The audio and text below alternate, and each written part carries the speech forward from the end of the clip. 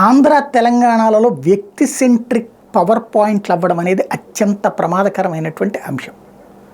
అందులో చంద్రబాబు 1000 రెట్లు నయం. సెక్రటేరియట్కి వెళ్ళి అక్కడి నుంచినే కార్యకలాపాలు నడిపేవారు ఆయన. But Jaganmohan Reddy camp office నుంచినే నడుపుతారు మ్యాక్సిమం. అక్కడ కేసీఆర్ ఆయన 10 ఏళ్ల పాటు ముఖ్యమంత్రిగా ఉండి సెక్రటేరియట్ మొహం చూసింది ఏళ్ల మీద లెక్క పెట్టాలి. మిగతాదంతా తన ఫామ్ హౌస్, తన ఇల్లు అంతే. అంటే వ్యక్తి సెంట్రిక్ తప్పించి నువ్వు వ్యవస్థ ఇచ్చింది ఎందుకు? సెక్రటేరియట్ ఎందుకు? అడుక్కు తిన్నా, లేకపోతే అధికారులు వచ్చి కూర్చోడానికా? మళ్ళీ వాళ్ళందరూ ఇక్కడ ఇంటి దగ్గరే కూర్చోవాలి. మళ్ళీ దానికోసం పెద్ద సెక్రటేరియట్ కోట్ల రూపాయలు తగలేసి కట్టించాం కదా, ఉన్నదాన్ని కూలగొట్టి. కానీ ఆయన అక్కడే నడుపుకొచ్చారు. ఇప్పటికీ ఆయన పార్టీ ఓడిపోయినా సరే ఫామ్ హౌస్, ఇల్లు, పార్టీ ఆఫీస్ ఎందుకు కట్టడం? పార్టీ ఆఫీసులో మనుషులంతా ఎందుకు?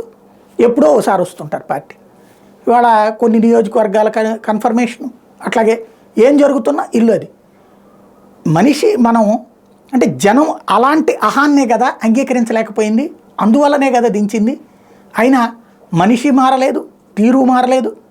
అదే తరహా భాష, అదే తరహా వ్యవస్థ, అదే తరహా ఆలోచన. కరెక్టా? ప్రజలు ఈ దఫా ఏం తీర్పిస్తారో చూడాలి.